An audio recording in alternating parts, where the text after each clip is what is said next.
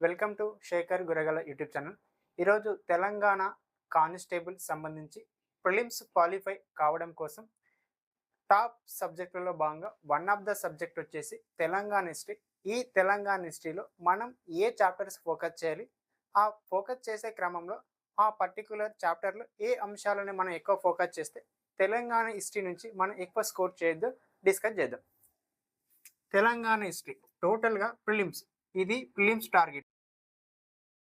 ఈ ప్రిలిమ్స్లో తెలంగాణ హిస్టరీ నుంచి ఎన్ని మార్క్స్ వస్తున్నాయి ఒకసారి చూస్తే మార్క్స్ వచ్చేసి అట్లీస్ట్ తక్కువలో 17 మార్కులు, ఎక్కువలో 26 మార్క్స్ వరకు వస్తుంది. ఇవి గత 2016, 18, 2022లో జరిగిన ప్రిలిమ్స్ క్వశ్చన్ పేపర్స్ని చూసినప్పుడు తెలంగాణ హిస్టరీ సబ్జెక్ట్ నుంచి ఈ మార్క్స్ మనకి ఇవ్వడం జరుగుతుంది.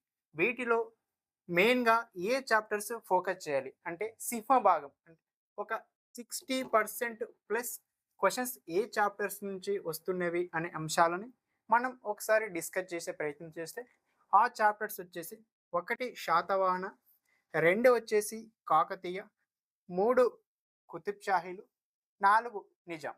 ఈ 4 చాప్టర్స్ నుండే మనకు 60% ప్లస్ మార్క్స్ మనకు తెలంగాణ కానిస్టేబుల్ ప్రిలిమ్స్లో వస్తుంది.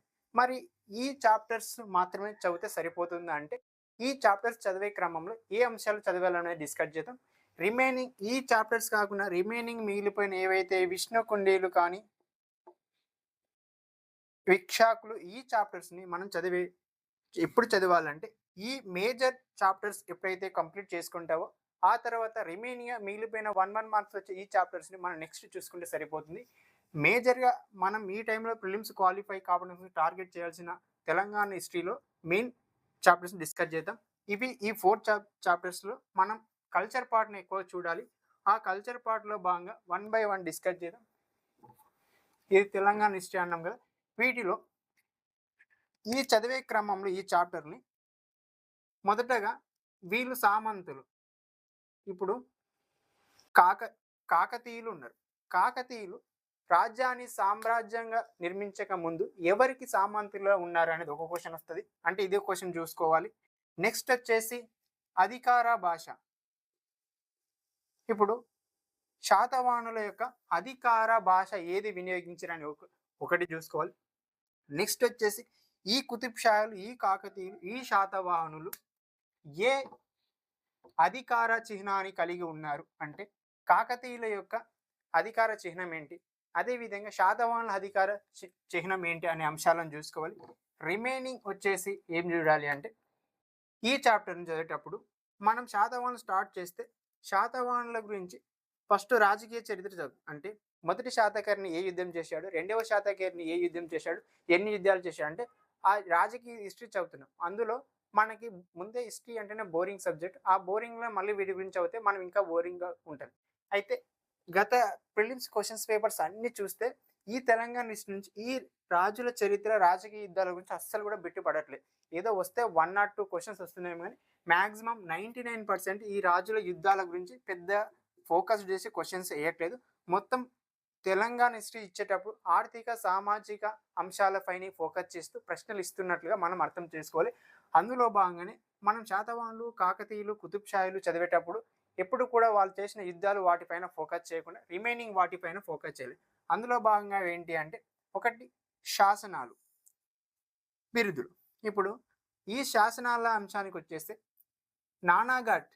నానాఘాట్ శాసనం ఎవరు వేశారు, ఈ శాసనం ఏ ప్రాంతంలో వేశారు, ఈ నానాఘాట్ శాసనం ఏ ప్రాంతంలో వేశారు, ఈ నానాఘాట్ శాసనం ఏ భాషలో, సంస్కృతమా ఆరు ప్రాకృతమా అనే అంశాలను చూసుకోవాలి. ఇట్లా ప్రతి చాప్టర్లో ప్రతి శాసనం ఎవరు వేశారు అనే వాటి గురించి.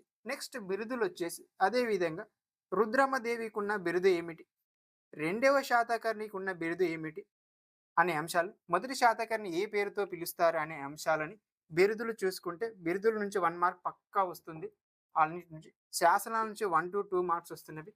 ఇవి మనం శాసనాలు, బిరుదులు ఏవైతే తెలంగాణ నుంచి చదివేటప్పుడు ప్రతి చాప్టర్లో ఈ అంశాలు 100% ఫోకస్ చేసి చదవాల్సిన అవసరం ఉంది.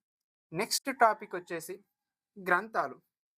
ప్రతి చాప్టర్లో గ్రంథాలు ఎవరు రాశారు, ఈ గ్రంథాలు ఏంటంటే బృహత్కథ ఎవరు రాశారని పండితారాధ్య ఎవరు రాశారనే అంశాల గురించి కానీ ఇలాంటి వాటిపైన పక్కా 1 మార్క్ 1 to 2 మార్క్స్ అయితే వస్తాయి. ఈ గ్రంథాలు మనం పర్టికులర్గా ఫోకస్ చేయాలి. నెక్స్ట్ పత్రికలు. ఈ పత్రికలు అనే అంశాలు ఎక్కడంటే నిజాం కాలంలో వస్తాయి. రైత్ పత్రిక ఎవరు స్థాపించారు, సుజాత పత్రిక ఎవరు స్థాపించారు అనే అంశాలు, గోల్కొండ పత్రిక ఎవరి, నీలగిరి పత్రిక అనే అంశాలు మేజర్గా ఫోకస్ చేసి ఈ పత్రికల నుంచి 1 to 2 మార్క్స్ వస్తుంది. నెక్స్ట్ ఇంకేం చూడాలి ఈ తెలంగాణ హిస్టరీలో అంటే నాణ్యములు. ఈ నాణ్యములన్నీ నాణ్యములు. ఈ నాణ్యాలు ఎవరు వేశారు అంటే ప్రోటీన్ నాణ్యం అంటే ఏంటి, ప్రోటీన్ నాణ్యం అంటే ఏమిటి, కాకతీయుల కాలంలో ఎలాంటి నాణ్యాలు యూజ్ చేశారు, ఆ నాణ్యాల యొక్క కొనమానాలు ఏంటి, నాణ్యాలకు ప్రతి ఒక రాజకీయ కాలంలో ఒక డైనసిటీలో ఆ పర్టికులర్ నాణ్యంకి ఒక పేర్లు ఉంటాయి, వాటిని బాగా ఫోకస్ చేయాలి. నెక్స్ట్ వచ్చేసి ఈ పన్నులు. ఈ పన్నులు ఏంటి అంటే పన్నుల్లో రకాలు ఉంటాయి. ఒక్కొక్క రాజ్యంలో ఒక రకాలు ఉంటాయి. ఇప్పుడు కాకతీయుల కాలంలో కిరణం అంటే ఏమిటి, కోరు అంటే ఏమిటి, ఇల్లరి అంటే ఏ పన్ను, ఈ పన్నుల రకాలు. ఇది 1 మార్క్ పక్క వస్తాయి. అంటే ఏ పన్నును ఏ దేనితో పిలిచారనేది. ఇంకొకటి వారి కాలంలో ప్రతి రాజుల కాలంలో ప్రతి డైనస్టీలో ఒక అంశం అడుగుతూ ఉంటారు. అంటే పన్నులు. ఈ పన్నులు అనే అంశాలు వారి కాలంలో ఎంత పన్ను వసూలు చేసేది, 1/4, 1/6, 1/5, ఇది కూడా చూసుకునే ప్రయత్నం మనం చేయాలి. నెక్స్ట్ వచ్చేసి ఇంకా ఏమి చూడాలి మనం అంటే నెక్స్ట్ అంశాల్లో భాగంగా బౌద్ధ జైనం. కాకతీయుల కాలంలో కానీ శాతవాహనుల కాలంలో బౌద్ధం జైనం అంటే బౌద్ధ శాఖని ఎవరు నిర్వహించారు, ఆ బౌద్ధ శాఖలో ఎవరు పండితులు ఉన్నారు, ఎవరు ఏ అంశాలు బోధించిన అంశాలతో పాటు ఫర్ ఎగ్జాంపుల్ నేలకొండపల్లి, పనిగిరి కానీ ధూళికట్ట, ఈ అంశాలు ఈ 4 ఇచ్చేసి ఇలా ఆడతారు. మ్యాచ్ ద ఫాలోయింగ్లో ఇవి ఏ డిస్ట్రిక్ట్లో ఉండేవి, ఏ ప్రాంతాల్లో ఉండేవి అనే అంశాలు కానీ, లేదా నేలకొండ, పనిగిరి, ధూళికట్ట అనే 4 ఇచ్చేసి ఇవి బౌద్ధానికి సంబంధించిన క్షేత్రాల లేకుంటే జైనానికి సంబంధించిన క్షేత్రాల అనే అంశాలని మనకు అడుగుతారు. కాబట్టి ఈ బౌద్ధ జైన కేంద్రాలు కూడా మనం పక్కాగా చూసుకోవాల్సి ఉంటుంది. ప్రతి చాప్టర్లో ఇవి ఫోకస్ చేయండి. నెక్స్ట్ వచ్చేసి వృత్తులు, అధికార గణనం. వృత్తులు అంటే శాతవాహనుల కాలంలో ఏ వృత్తులు నిర్మించేవాళ్ళని ఏమనేది, అదేవిధంగా కాకతీయుల కాలంలో ఏ వృత్తులు నిర్వహించే వాళ్ళని ఏమనేది. అంటే శాతవాహనుల కాలంలో దస్తక అని అంటారు. దస్తక అంటే ఎవరు, కుషివాల అంటే ఎవరు, ఈ అంశాలను మనం చూసుకోవాల్సి ఉంటుంది. వీటి నుంచి 1 మార్క్ పక్క వస్తుంది. ఇక నెక్స్ట్ ఉన్న అంశం ఏంటి అంటే అధికార గణం. ఏదైతే అధికార గణం ఉందో ఈ అధికార గణం ఏంటి అంటే ఇప్పుడు అమాత్య అంటే ఎవరు, ఇది ఒక క్వశ్చన్. అదేవిధంగా హిరణ్యక అంటే ఇతని యొక్క డ్యూటీ ఏంటి, అంటే సేమ్ మినిస్ట్రీస్ అనుకోండి. ఇప్పుడు నేటి కాలంలో మినిస్ట్రీస్ లాగా వీళ్ళ ఈ రాజుల కాలంలో ఈ అధికార గణం అంటే ఏంటి, వృత్తులు అంటే ఏంటి అనే అంశాలు ఇవి మెయిన్గా మనం ఫోకస్ చేస్తూ చదువుకోవాల్సిన అవసరం ఉంది. నెక్స్ట్ ఇంకా ఏమి మిగిలి ఉన్నాయంటే సంస్థలు, స్థాపకులు. ఇది సంస్థలని నిజాం పీరియడ్, నిజాం కాలంలో ఆది హిందూ ఉద్యమం ఎవరు స్థాపించారు అని, జగన్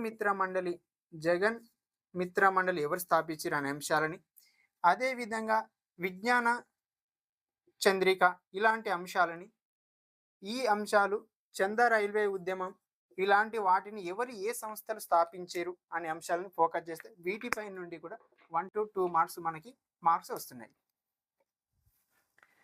ఇవి సంస్థల స్థాపనకు సంబంధించి. రిమైనింగ్ ఇంకా ఏం చూసుకోవాలంటే రాజధానులు. కాకతీయుల యొక్క రాజధాని, శాతవాహనుల రాజధాని, ఇక్ష్వాకుల రాజధాని ఇచ్చి మ్యాచ్ ద ఫాలోయింగ్ అంటాడు. ఇది ఒక మార్క్. నెక్స్ట్ వచ్చేసి కట్టడాలు.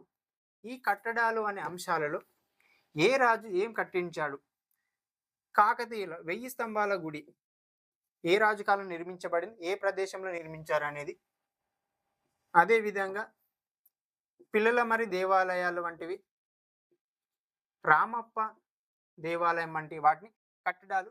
ఈ కట్టడాల్లో మెయిన్గా మనకి ఎక్కడి నుంచి ఫోకస్ చేయాలంటే కాకతీయులు, కుతుబ్ షాహీలు, నిజాం వీరి కాలంలో ఎక్కువ కట్టడాలు ఉంటాయి. మరి ఈ కట్టడాల్లో అత్యధికంగా ఫోకస్ మనం ఎక్కడ చేయాలంటే హైదరాబాద్ అంటే నిజాం పీరియడ్లో నిర్మించిన చార్మినార్ ఎవరు నిర్మించారు, గోలకొండ ఎవరు నిర్మించారు అనే అంశాలని, హైదరాబాద్ మక్కా మసీద్ ఎవరు నిర్మించారు, బిర్లా మందిర్ ఎక్కడుంది, ఏ ఏరియా అనేది, ఆ సికింద్రాబాద్ ఎవరు నిర్మించారు, సికింద్రాబాద్ పాత పేర్లు అనే వాటిపైన ఎక్కువగా ఫోకస్ చేస్తే వీటిపైన ఎక్కువగా మనకి క్వశ్చన్స్ వస్తా ఉండి కట్టడాలు. ఇక నెక్స్ట్ వచ్చేసి నృత్యాలు. ఈ నృత్యాలు డాన్సెస్ అనే అంశాలు ఏవైతే ఉన్నాయో వీటిని పేరిని పేరిని నాట్యం అని ఎవరి కాలంలో నిర్వహించేవారు అనే అంశాలను ఈ నృత్యాలు ఏ కాలంలో ఏ డ్యాన్స్లు ఉన్నాయనే అంశాలని మనం మెయిన్గా ఫోకస్ చేస్తూ ఇలా చేస్తే ఇలా చదువుకుంటే మనం తెలంగాణ హిస్టరీ నుండి మనకు వచ్చే 20 యావరేజ్గా 20 క్వశ్చన్స్ వేసుకోండి.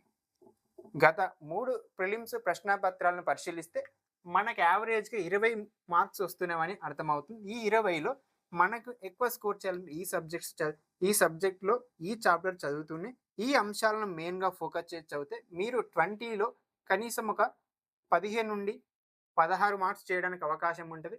రిమైనింగ్ క్వశ్చన్స్ వేరే చాప్టర్స్ నుంచి వస్తాయి. ఈ చాప్టర్స్ కంప్లీట్ అయిన తర్వాత మీరు ఇక్షాకులు, విష్ణుకుండీలు, వెలమలు వాటి గురించి, బాదన చాళుక్యులు ఎవరిని, కళ్యాణ చాళుక్యులు వాటి గురించి చూసుకుంటే సరిపోతుంది. ఇవి ఇలా చదువుకుంటే మనకి ఇందులో ఒక 20 మార్క్స్ వస్తే రిమైనింగ్ మన కేటగిరీలో క్వాలిఫై అవ్వాలి అంటే ఒక 60, 50, 40 కాబట్టి ఈ వాటికి ఇక్కడనే ఒక 20 మార్క్స్లో మనం ఒక 15 చేసేస్తే రిమైనింగ్ వాటిని మనకి ఏదైతే ఈజీగా సబ్జెక్ట్ చేయగలం ఆ సబ్జెక్ట్ ఇంకా 4 సబ్జెక్ట్ చూసుకుంటే ఈజీగా మనం ప్రిలిమ్స్ క్వాలిఫై బయటపడిపోతాం. ప్రిలిమ్స్ క్వాలిఫై అయితే ఈవెంట్స్ చాలామంది వెళ్ళిపోతారు కాబట్టి మెయిన్స్కి అది కొద్ది మంది మాత్రమే సెలెక్ట్ అవుతారు. మనం మెయిన్స్ పైన ఇప్పటి నుంచే పర్ఫెక్ట్ ప్రణాళికతో వెళితే ఈజీగా మెయిన్స్ కూడా క్లియర్ చేయడానికి అవకాశం ఉంటుంది. సో తెలంగాణ హిస్టరీకి సంబంధించిన ఈ అంశాలను ఇలా చూసుకోండి, మీరు పక్కాగా బెస్ట్ స్కోర్ చేస్తారు. మన వీడియో నచ్చినట్లయితే లైక్ చేసి, షేర్ చేసి, కామెంట్ చేయండి. నెక్స్ట్ ఏ వీడియో కోరుకుంటున్నారో నాకు తెలియజేస్తే నేను ఆ వీడియో చేసే ప్రయత్నం చేస్తాను. Thank you.